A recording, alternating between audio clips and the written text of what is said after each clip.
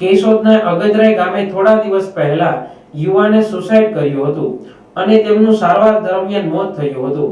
ત્યારે યુવાનના પિતા દ્વારા પોલીસમાં ફરિયાદ નોંધાવવામાં આવી હતી અને 3 ઈસમો સામે પોલીસમાં ફરિયાદ નોંધાવી હતી, જેને લઈ કેશોદ પોલીસે મૃતક યુવકના સસરા કાનાભાઈ રાવલિયા અને મૃતકની પત્ની જિજ્ઞાસાની પોલીસે અટક કરી ધોરણસરની કાર્યવાહી હાથ ધરી છે। આ ઘટના અંગે મળતી વિગત મુજબ અગદરાઈ ગામે રહેતા નિલેશભાઈ દાફડાના પીપળી ગામે રહેતી કાનાભાઈ રાવલિયાની પુત્રી જિજ્ઞાસાબેન રાવલિયા સાથે 6 મહિના પહેલા લગ્ન થયા હતા।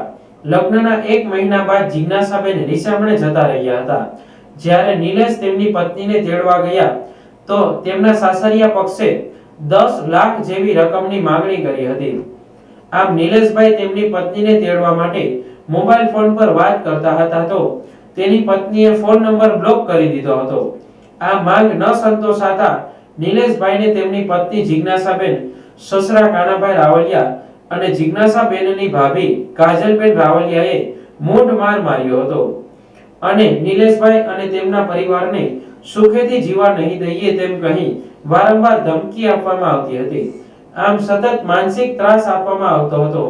અંતે થાકી હારી નિલેશભાઈએ એસિડ ગટગટાવી લીધું હતું। આથી કેશોદ અને જૂનાગઢ બાદ તબિયત વધુ લથડતા રાજકોટ સારવાર માટે ખસેડાતા સારવાર દરમિયાન તેમનું મોત નીપજ્યું હતું। નિલેશભાઈ 7 દિવસ જંગ લડ્યા બાદ મોતના પગલે પરિવાર ગમગીન બન્યો હતો। યુવાનના પિતા દ્વારા પોલીસના 3 ઈસમો સામે પોલીસમાં ફરિયાદ નોંધાવી હતી, જેને લઈ કેશોદ પોલીસે મૃતક યુવકના સસરા કાનાભાઈ રાવલિયા અને મૃતકની પત્ની જિજ્ઞાસાબેનની પોલીસે અટક કરી ધોરણસરની કાર્યવાહી હાથ ધરી હતી।